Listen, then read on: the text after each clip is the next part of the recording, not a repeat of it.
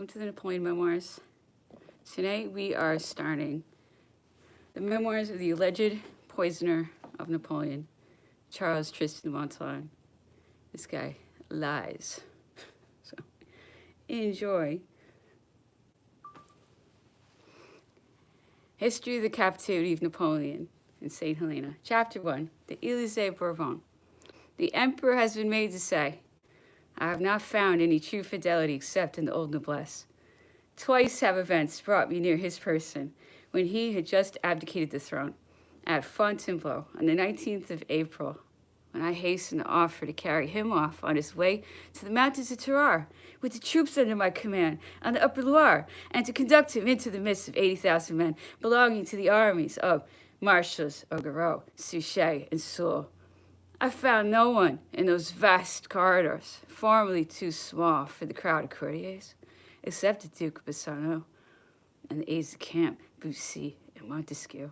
The whole court, all his personal attendants, even Constant, his valet de chambre, and Rustem, the Mameluke, had forsaken their unfortunate master and hastened towards Paris in hopes of finding places about the court, or in the household of the new master, whom the defection of the Senate had just given to France.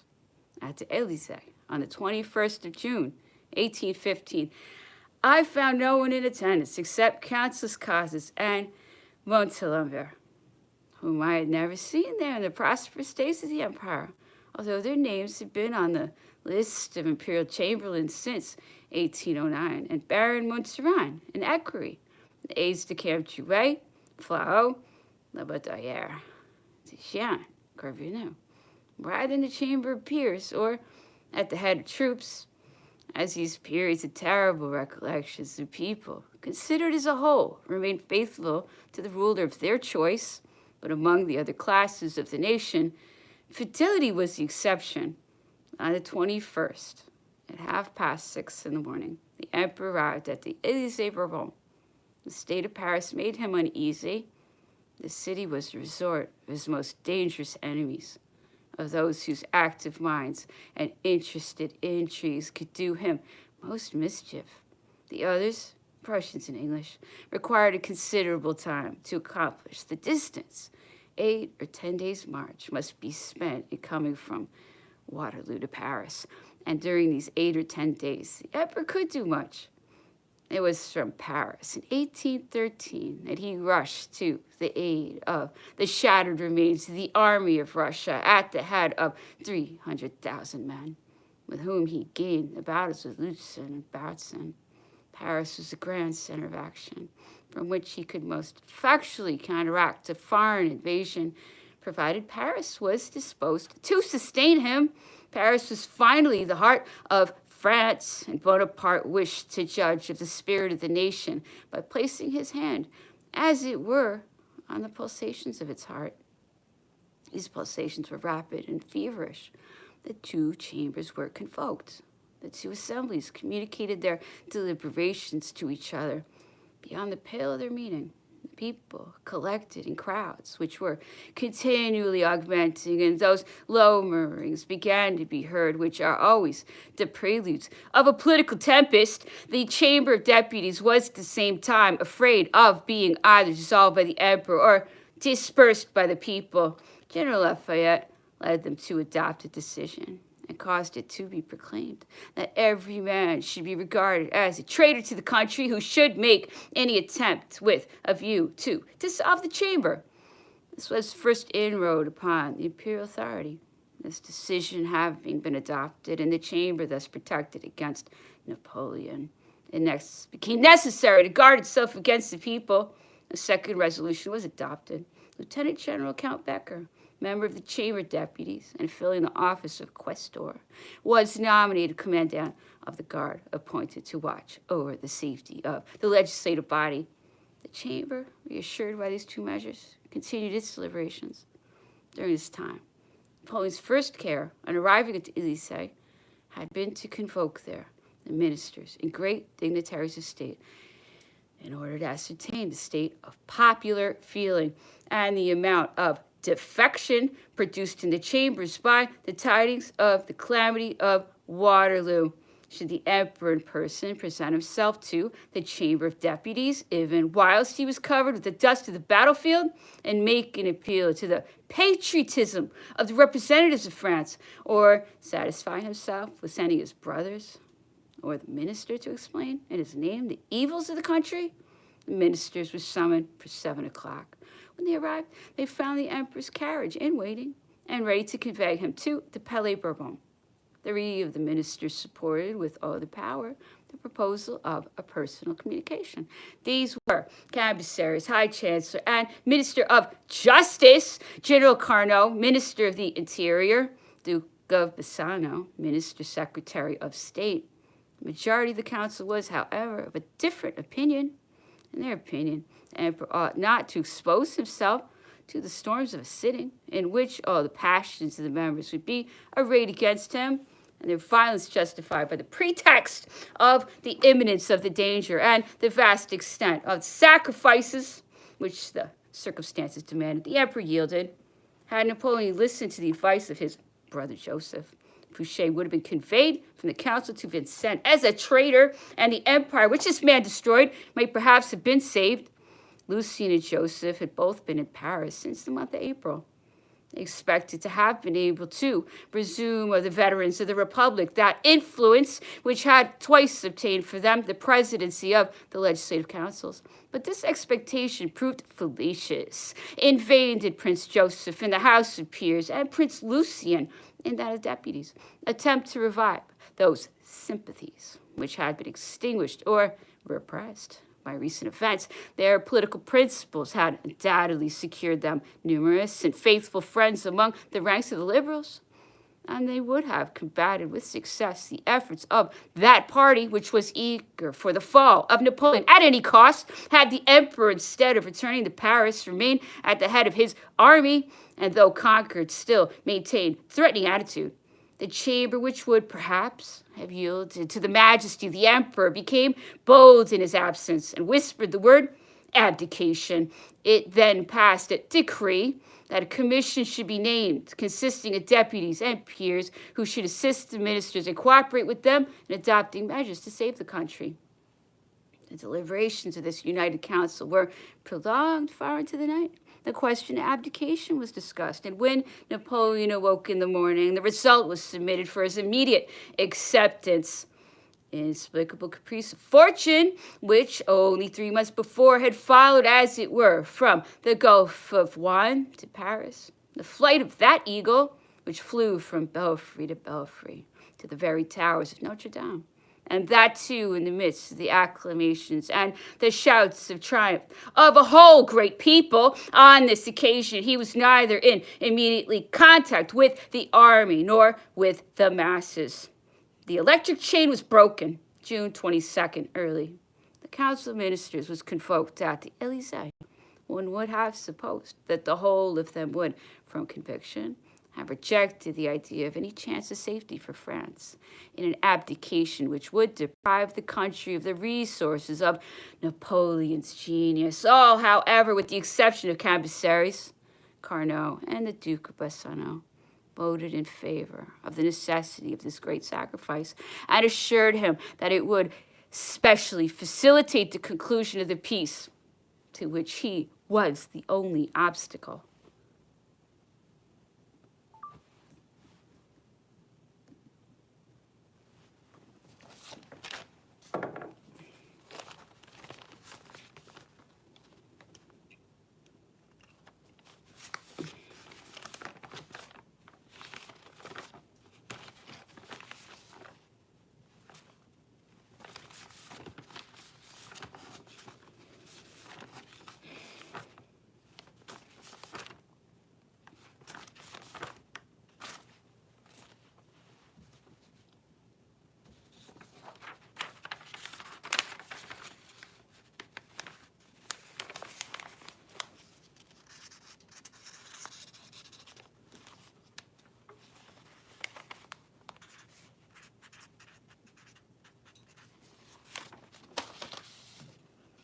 All right, this is Las Casas in Italian.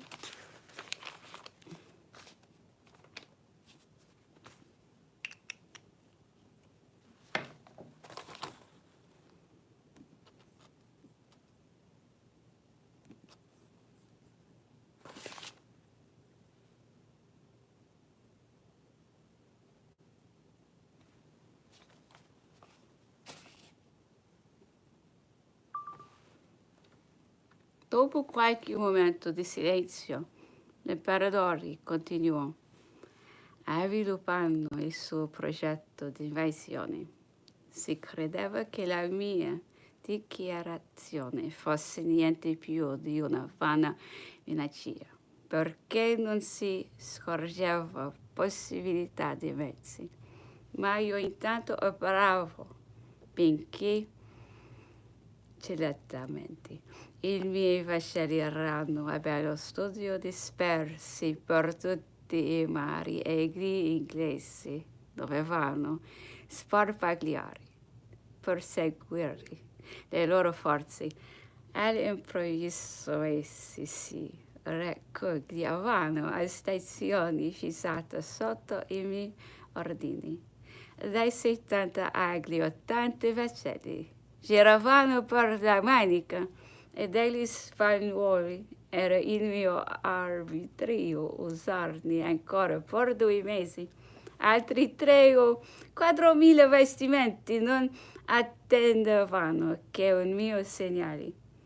100.000 uomini si esercitavano ogni giorno nella manovra dell'imbarco e dello sbarco, come solito loro esercizio erano pieni d'ardori e di buona volontà. Intrapresa suonava gradita in Francia e buona parte degli inglesi ci chiamavano col desiderio. Che più? Operato lo sbarco, vinto una sola battaglia. La riuscita era certo il nostro ingresso trionfale in Londra, che la struttura del paese non permetteva una guerriglia. Il resto l'avrebbe fatto la mia condotta morale. Il popolo inglese scemava sotto il gioco dell'oligarchia e salvo una volta l'onore si sarebbe a noi congiunto a chi veniva come al gatto a liberarlo. Le magiche parole di libertà, di uguaglianza ci avrebbero appianato la via. Discorsi in appresso di molti altri particolari relativi all'eseguimento dell'intrapresa. Tutti non meno di questa meraviglia è fatto osservare come fosse ragionato e pienamente confidare nelle loro effettuazioni. Tutto ad un tratto, quasi per un tremendo richiamo del passato. Si fece a dire, ma usciamo al passeggio. Fumo nel giardino. Da 3 giorni aveva sempre piovuto e allora il tempo pareva rimesso sul velo. Tuttavia l'imperatore, rammentandosi nel suo provvedimento di rientrare verso di sé, ordinò subito i calesi per essere presto di ritorno. Mio figlio seguiva a cavallo ed era la prima volta che godeva di un tanto favore. La cosa andò benissimo e l'imperatore lo complimentò. L'imperatore continuava ad essere indisposto e perciò rientrò nelle sue stanze di buonissima ora. Inoltre, l'imperatore ricevette vari capitani della flotta dalla Cina. Si intrattenne con loro interrogandoli circa la natura del loro commercio, la facilità di comunicazione coi cinesi, i costumi di questi ultimi, se fatti navi dalla Cina, pressoché uguali a vascelli di 74, portando dalla 1000 alla 1500 tonnellate, pescano 22 o 23 piedi e sono cariche quasi interamente di tè. L'una di esse ne portava 1500 tonnellate. I 6 bastimenti ancorati ieri costano 60 milioni circa e siccome devono all'arrivo pagare un tanto per cento porranno in circolazione in Europa almeno 120 milioni. Gli europei godono pochi franchigi a Canton e non possono evitare che i sobborghi i cinesi li trattano col maggior disprezzo e esercitano su di loro un'autorità arbitraria. Sono perspicaci, industri, solerti, ladri e di pessima fede. L'arrivo della flotta costituisce la risorsa dell'isola. Si fanno scambi vantaggiosi per tutti. I passeggeri cessano per un poco dall'andare per sbagliato e ne hanno vero bisogno. Tale movimento dura 15 giorni o 3 settimane, ma questa volta con sommo dispiacere fu ridotta la fermata ai soli 2 giorni per 2 bastimenti ancorati prima, mentre gli altri se ne stavano in altro mare senza vela e non potevano riparare al porto se non a 2. A 2 è per poco. Bisogna che si avessero ricevuti ordini ben severi o che si concepissero come non dubitiamo vive inquietudini. L'imperatore passeggiò qualche tempo nel giardino prima di salire in calesi. Sotto gli alberi della vicinanza si aggiravano molti ufficiali di fuoco giunti e questo per vedere l'imperatore, per seguire cioè un desiderio fervente del loro cuore.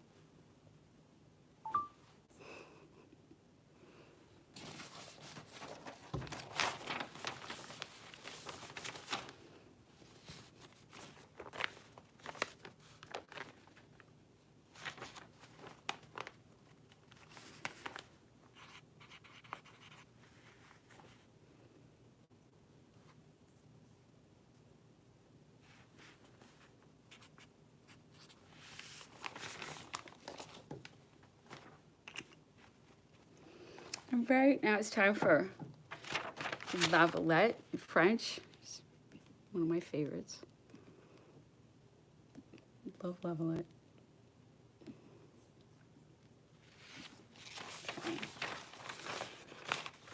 Okay. Some Secret Fire.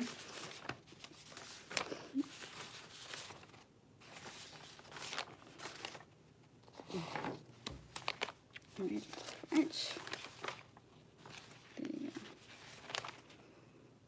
All right. Okay. Préoccupé de l'énorme fardeau.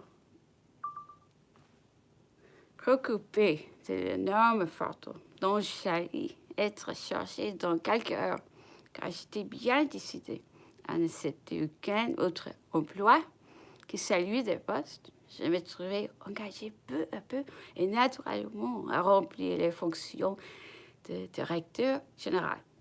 Encouragé, secondé par les administrateurs et les employés de toute grade. Tout enchanté de voir les Bourbons en fuite, bien vaincus. Que moi, que nous ne les reverrions jamais. Et déjà tellement oubliés qu'il nous semblait que ce règne de 11 mois n'était qu'un mauvais rêve de quelques heures. Après avoir perdu à tous les services comme je l'attendais, dans l'intérêt de l'empereur, sur les Tuileries, 500 ou 600 officiers en demi-solde se promenaient dans la vaste cour, s'embrassant, se félicitant de revoir Napoléon. Dans les appartements, les 2 belles-sœurs de l'empereur, la reine d'Espagne et la reine d'Hollande, l'attendaient avec une profonde émotion. Bientôt leur dame de service, celle Okay, that's funny. The salle de trône. That is really funny. Ou entre elles. I'm going to start over. I'm going to start this over. See if it keeps turning off. Okay, just turn this off. There we go. Okay. Préoccupé de l'énorme facteur dont j'allais être chargée dans quelques heures, car j'étais bien décidée à n'accepter aucun autre emploi que celui de poste. Je me trouvais engagée peu à peu et naturellement à remplir les fonctions de directeur général, encouragée, secondée par les administrateurs et les employés de toutes grades. Tous enchantés de voir les Bourbons enfouis, de bien convaincus comme moi que nous ne les reverrions jamais. Et déjà tellement oubliés qu'il nous semblait que ce règne de 11 mois n'était qu'un mauvais rêve de quelques heures. Après avoir pourvu tous les services comme je l'attendais, dans l'intérêt de l'empereur. Chez les Tuileries, 5 ou 600 officiers en demi-solde se promenaient dans la vaste cour, s'embrassant, se félicitant de revoir Napoléon dans les appartements, les deux belles sœurs de l'empereur, la reine d'Espagne et la reine Hollande, l'attendant avec une profonde émotion. Bientôt, leur dame de service et celle de l'impératrice viendront se joindre à elle. Les fleurs de lierre ayant chassé les abeilles partout. Cependant, en examinant les immense tapis qui couvraient la salle du trône où elles étaient, une d'entre elles s'aperçut qu'une des fleurs délibérisées détachée. Elle enleva et bientôt l'avait paru. Toutes ces dames se mirent à l'ouvrage et au moins d'une demi-heure, aux éclats de rire de toute l'assemblée, les tapis redevint impérial. Les heures cependant s'écoulèrent. Paris était calme. Les habitants éloignés des Tuileries ne s'en approchaient pas. Chacun restait chez soi. Et de voir l'arrivée de l'empereur était un événement immense et tellement singulier que les 14 siècles de la monarchie n'avaient rien présenté de si extraordinaire. Et cependant, l'indifférence semblait dominer tous les esprits. L'événement était-il au-dessus de la portée des âmes communes?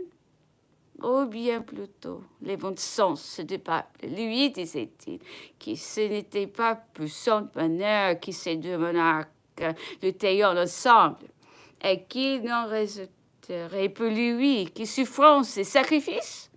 Mais il n'en était pas ainsi dans les campagnes.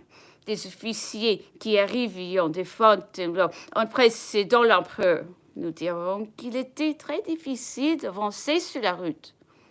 Des masses profondes de paysans, la perdure des deux côtés, ou plutôt, en étaient emparés. L'enthousiasme était au comble.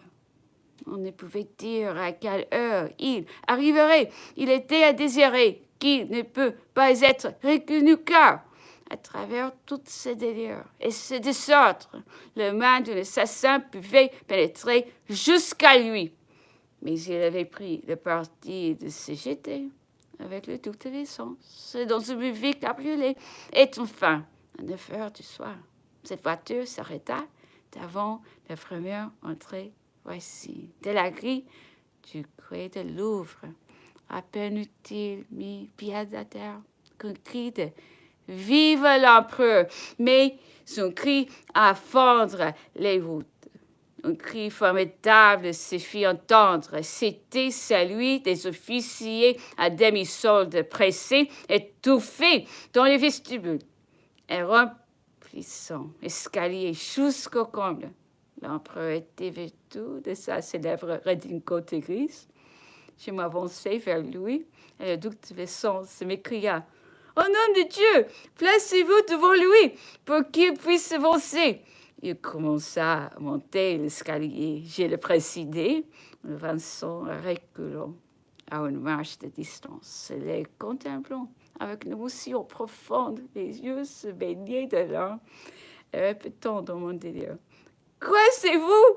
C'est vous, c'était pas vous. » Pour lui, il montait lentement, les yeux fermés, les mains étendues en avant, comme un aveugle, en exprimant son bonheur que par son sourire. Arrivé sur le palier du premier étage, les dames vouleront s'avancer pour arriver à lui, mais une flotte d'officiers de l'étage supérieur bondait sur le passage. Et si elles avions été moins lestes, la flotte les aurait écrasés. Enfin, l'empereur peut entrer chez lui. Les portes se refermeront avec effort et le fou se dispersa, heureuse de l'avoir entrevue.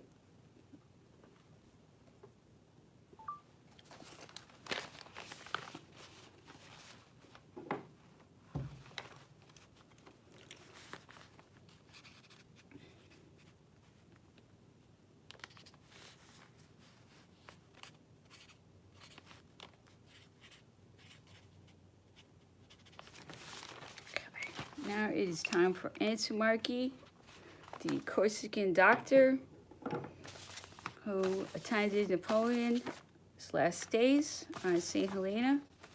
This is in Spanish, so it's a Corsican speaking Spanish. It's very hot-blooded, obviously. So it's not my fault.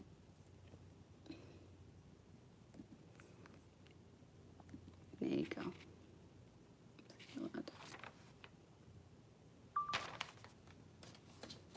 Ignorando yo su situación, me ocupaba en estudiar tranquilamente, en tanto que él luchaba con sus padecimientos y su penosa agonía.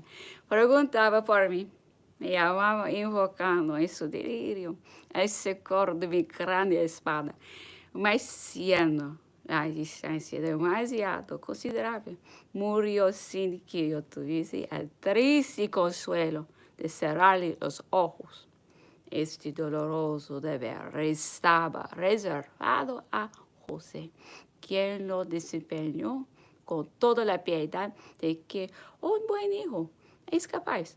Una circunstancia de este fatal acontecimiento se me extrañó mucho.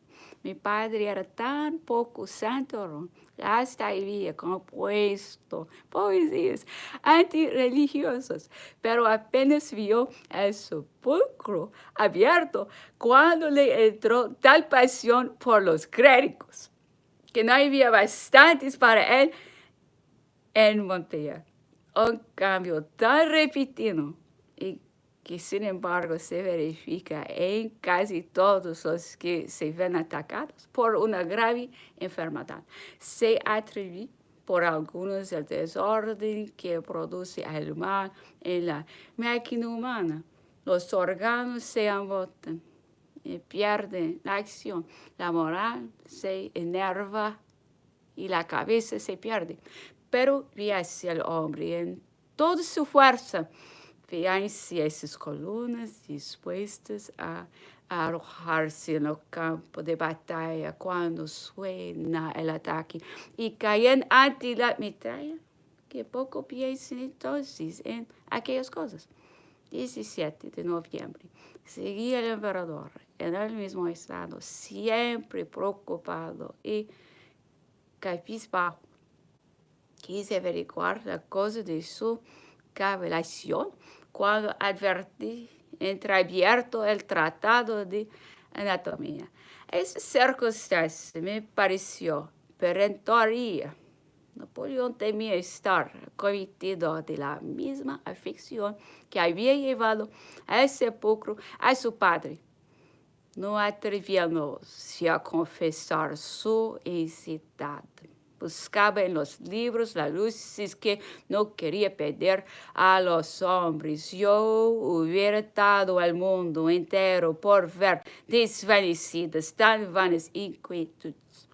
mas habiendo aprendido a no provocar las confidencias, me guardé de entrar en una discusión que le hubiese ofendido. Viéndole siempre silencioso, le pedí permiso para retirarme a hacer una excursión botánica a que estaba emplazado. No me dijo, vuestras exerciones me ocupaban. Aguardar, pues tengo que hacer varias preguntas.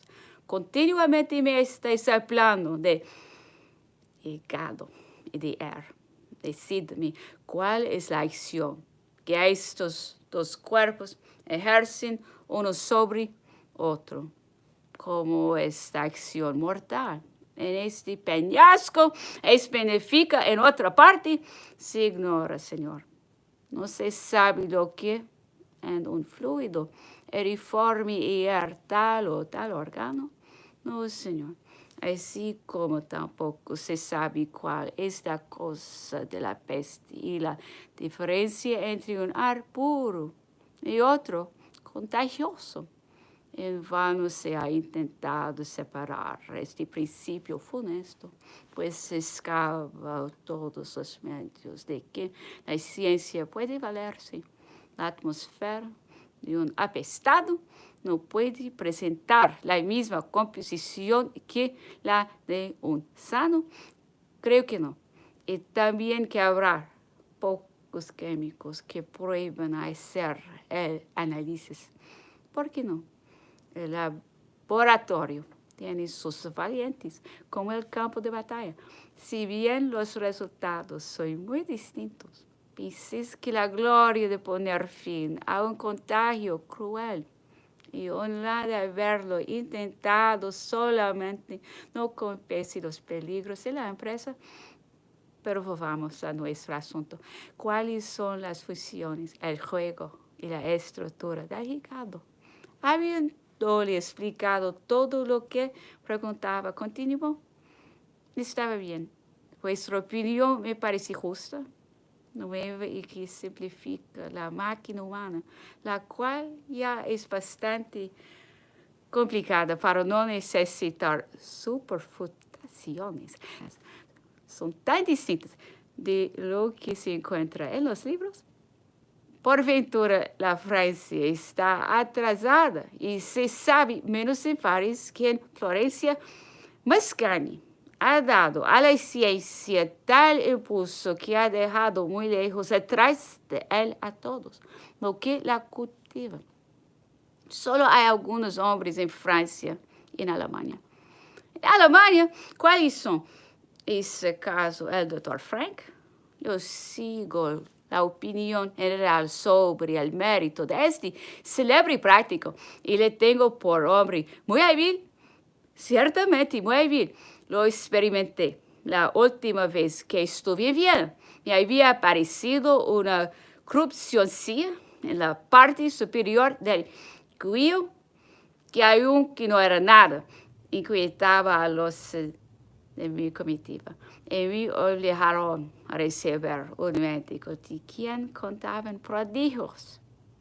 Vino Frank y al instante me dijo que hallaba un vicio herpético, una enfermedad grave que necesitaba preparativos, remedios y drogas al infinito. Entonces llamé a Corvisar, con lo que bastó para reanimar esperanzas mal apagadas.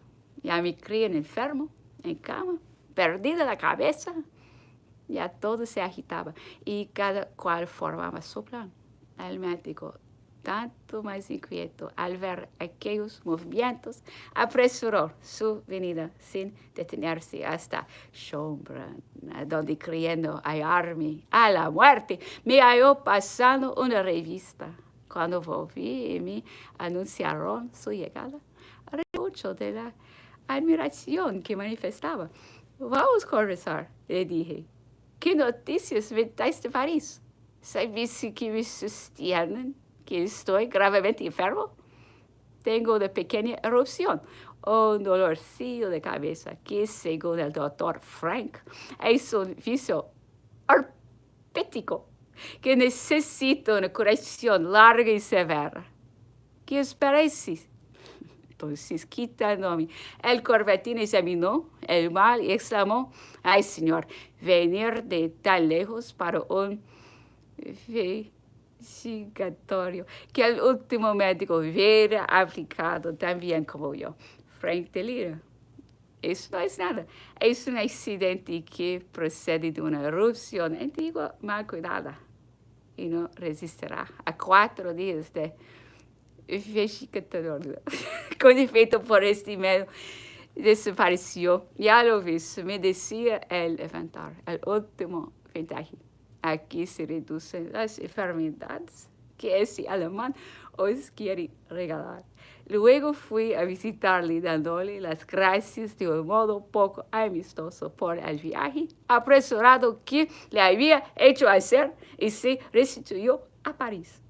Su regreso calmó los espíritus y algunos sintieron que yo no estuve siempre en el libro, mas cada cosa a su tiempo.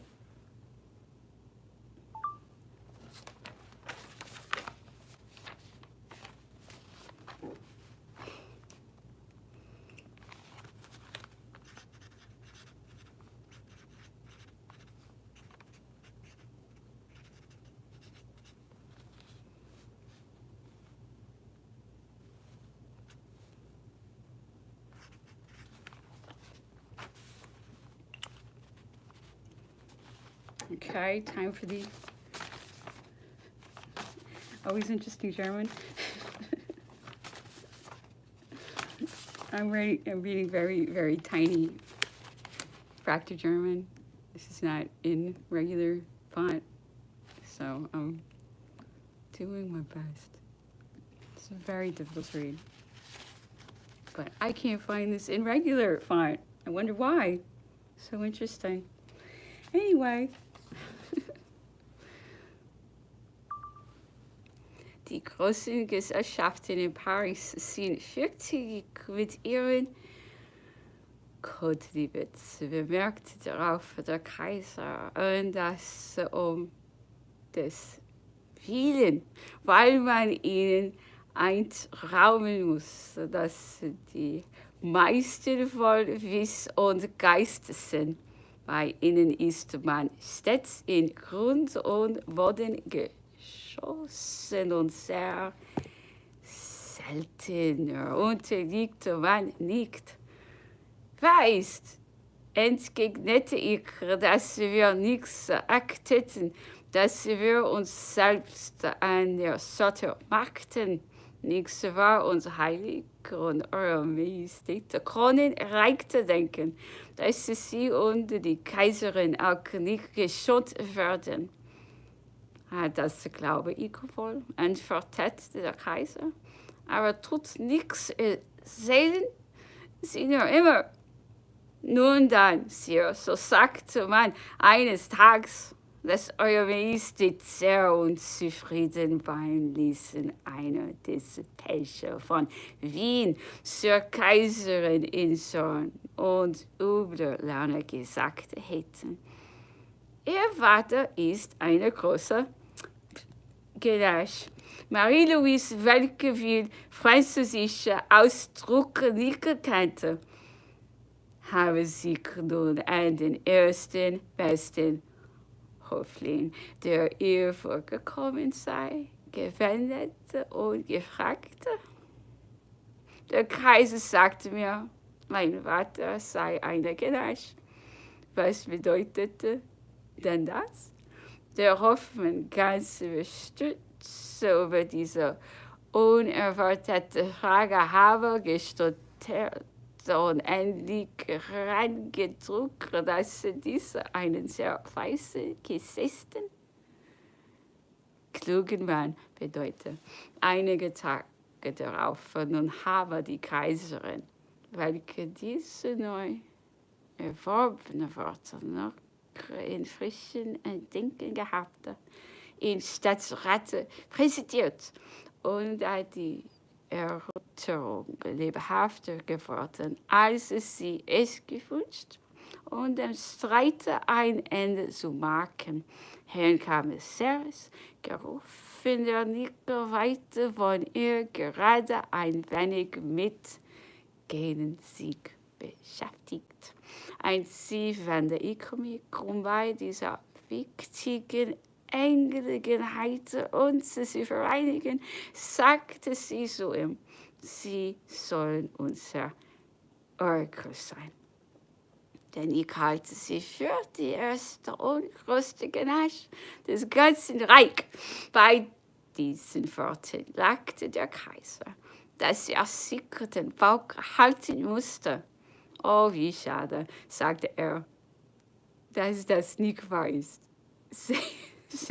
Sehen Sie nur, wie herrlich das Gewalt da so zusammengestellt ist. Kein bisher komprimierte Gravität des ganzen Staatsrates, Freudigkeit und die Verlegenheit der armen Marie-Louise, die vor ihrer großen Einwirkung ganz erschreckt war. So hatten wir lange fortgesprochen und es war schon 2 Uhr vorbei, als ich noch beim Kaiser war.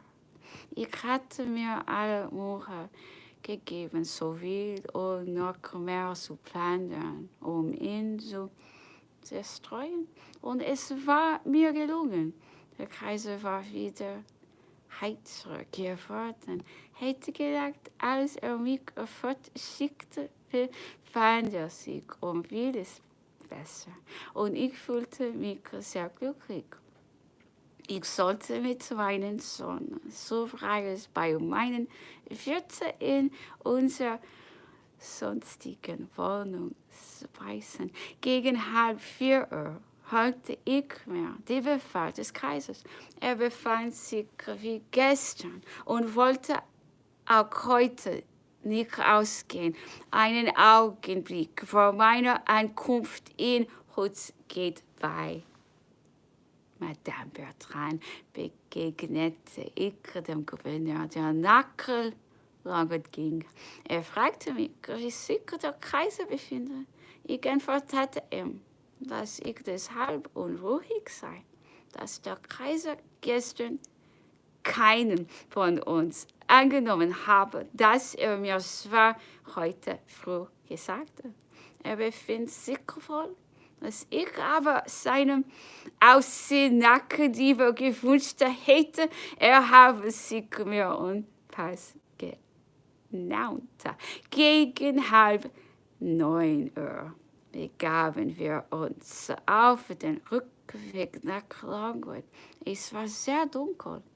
Der Regen strömte herab, so heftig und derb, dass er wie Schlossen starb. Wir hätten einen höchst unangenehmen, peinlichen und gefährlichen Weg zurückzulegen und die in jedem Augenblick Gefahr in Abgründe zu stürzen, weil wir auf geradewohl losgaloppierten, ohne etwas sehen zu können. Endlich kamen wir bis auf die rote Nase wieder an.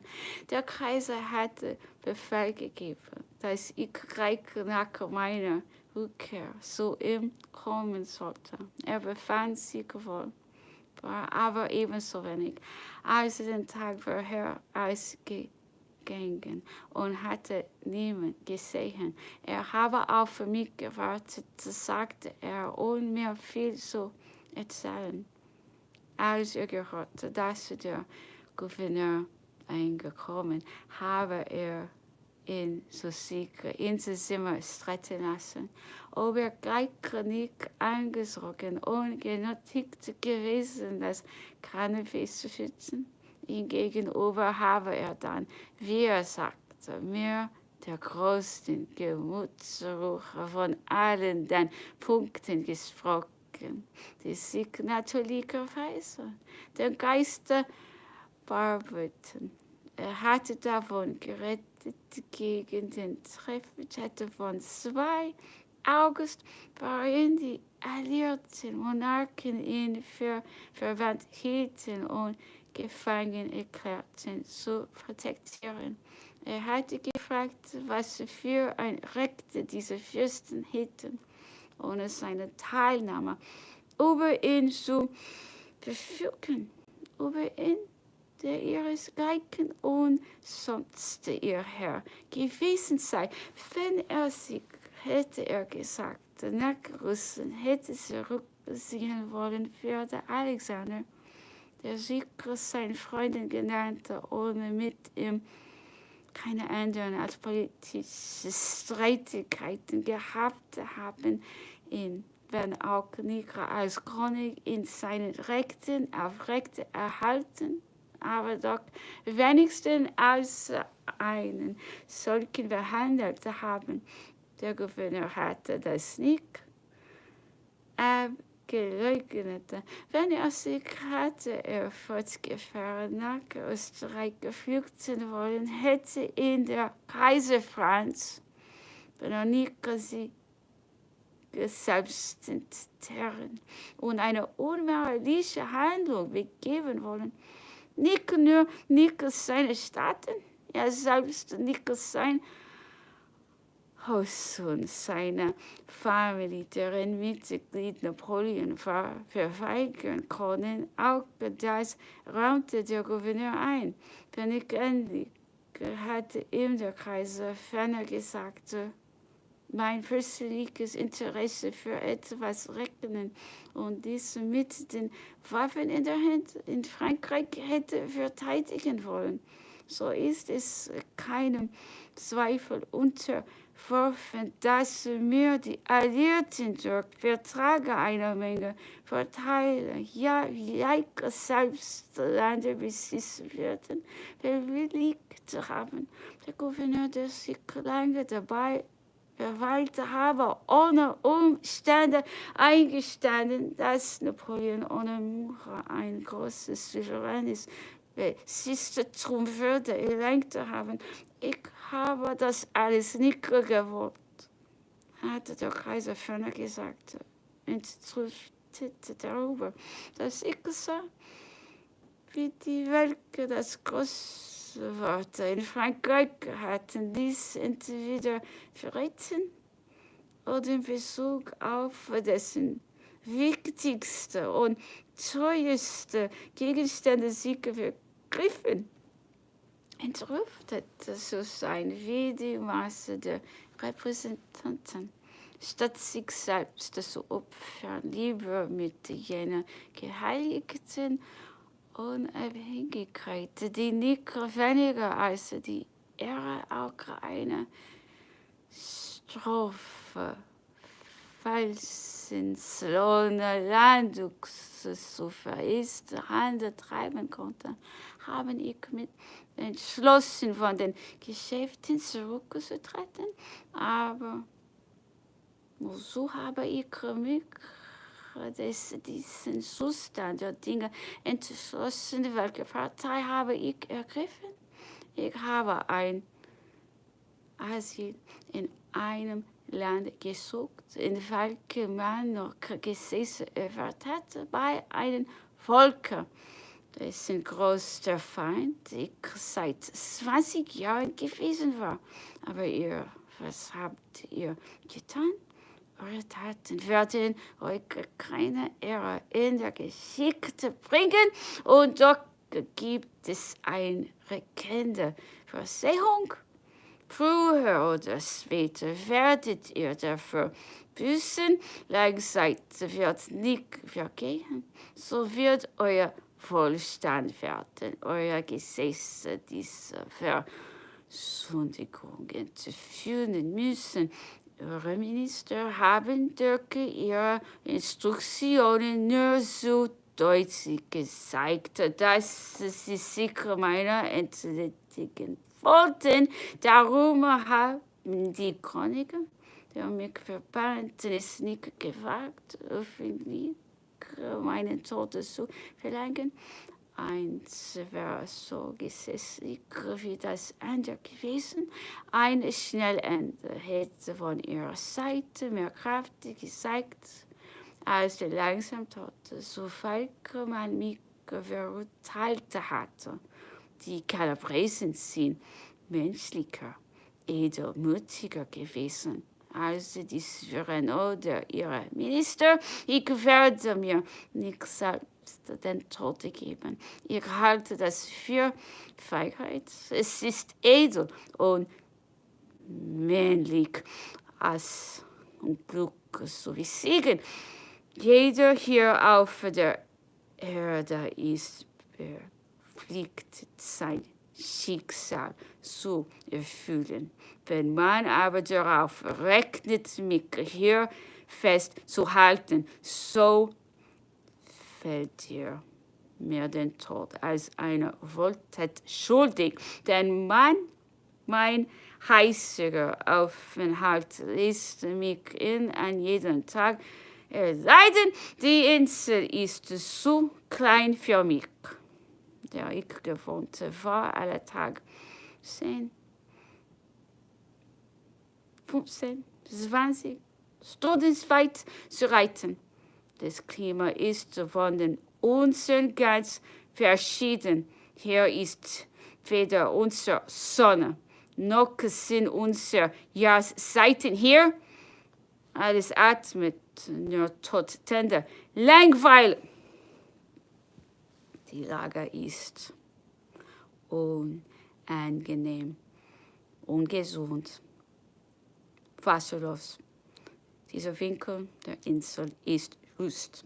Er hatte seine Bewohner zurückgescheucht.